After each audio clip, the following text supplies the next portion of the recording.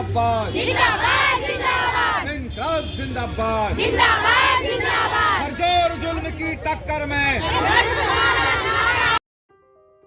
All India central council of trade union के banner तले विभिन्न संगठनों के कर्मचारियों ने एक दिवसीय धरना प्रदर्शन किया। इस दौरान बड़ी संख्या में आशा कार्यकर्ताओं ने भी प्रतिभाग किया। हल्द्वानी में बुद्ध पार्क तो वहीं नैनीताल में आशा कार्यकर्ताओं ने गांधी पार्क में प्रदर्शन किया। इस दौरान वक्ताओं ने कहा कि प्रदेश में नेताओं को सामाजिक कार्यकर्ता का दर्जा प्राप्त है, जबकि कामगार श्रमिकों को सामाजिक कार्यकर्ता बता उन्हें मानदेय नहीं दिया जा रहा है। कहा कि इस हड़ताल के माध्यम से किसानों की फसलों की गारंटी शुदा खरीद के साथ सभी फसलों के लिए MSP निर्धारित करने, अजय मिश्रा टोनी को बर्खास्त करने और उन पर मामला दर्ज करने, ऋणग्रस्तता से मुक्ति के लिए छोटे और मध्यम किसान परिवारों को व्यापक ऋण माफी, श्रमिकों के लिए न्यूनतम वेतन 26,000 रूपए प्रति माह, 6 श्रम संहिताओं को निरस्त करने, आशा आंगनबाड़ी भोजन माता समेत सभी स्कीम वर्कर्स को नियमित वेतन और कर्मचारी का दर्जा देने जैसी मांगे उठाई जा रही है। साथ ही वक्ताओं ने मोदी सरकार से भारत के संविधान में निहित लोकतंत्र, फेडरलिज्म, धर्मनिरपेक्षता और समाजवाद के मूल सिद्धांतों की रक्षा की भी मांग की है, ताकि देश के अंदर धार्मिक उन्माद जैसी बातें न हो पाए। ट्रेड यूनियंस और SKM के आह्वान पे पूरे देश के भीतर हड़ताल और ग्रामीण बंद का आयोजन किया गया है, उसी के समर्थन में है। और ये मांग है कि पूरे देश में जो भी मजदूर हैं उनको न्यूनतम 26,000 वेतन मिले, पेंशन मिले, कर्मचारी का दर्जा मिले। उसके अलावा जो किसान हैं, किसानों की मांग है MSP को लागू करने की, वो हो, महंगाई पर रोक लगाई जाए।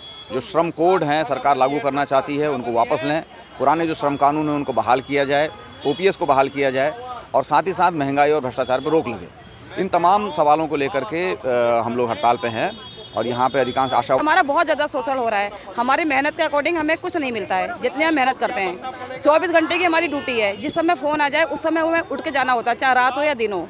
और एडमिट करने के बाद में भी बहुत से डॉक्टर हमसे ये कह देती हैं आशा साथ में रहेगी। अब ये बताइए 3300 रुपये में और इंसेंटिव छोटे छोटे मिलते हैं, उसमें आशा साथ में रहेगी भी तो अपने बच्चों को कैसे गुजारा करेगी बताइए। और घर वाले भी सोचते हैं जब इतनी सारी ड्यूटी कर रही हैं, आशाएं इतनी मेहनत कर रही हैं तो पैसा बहुत मिल रहा है, वहाँ भी कहीं ना कहीं हमें सुनने को मिलती है। मांगे हैं, हम 18 साल से मातृ मृत्यु शिशु मृत्यु दर में काम करने के लिए रखे हुए थे, जबकि सरकारी आंकड़े बताते हैं मातृ मृत्यु और शिशु मृत्यु दर में कमी आई है।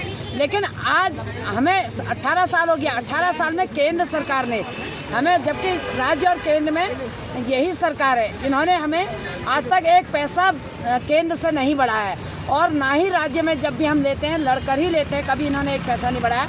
जबकि इनके बड़े बड़े मंत्री, इनके बड़े बड़े विधायक, इनके सांसद 5,000 में 3,000 या 5,000 में एक टाइम की चाय पीते हैं। क्या आशा का घर इतने में चल जाना चाहिए? आशाओं के भी बच्चे हैं, घर है और अपना घर चलाना होता है, बच्चों के स्कूल के खर्चे हैं, सब कुछ है। एक पढ़ाई के लिए क्या 5,000 में सारा आशा अपना पेट भी पाल लेगी, अपना बच्चे भी पाल लेगी, अपने बच्चे की खर्चा भी उठा लेगी? और कहाँ का न्याय है? वो भी हमें राज्य सरकार और केंद्र सरकार मिलकर 5300 रुपया अब दे रहे हैं, जब हमने लड़के इतना लिया था। नहीं तो इन्होंने ये भी हमें नहीं दिया था।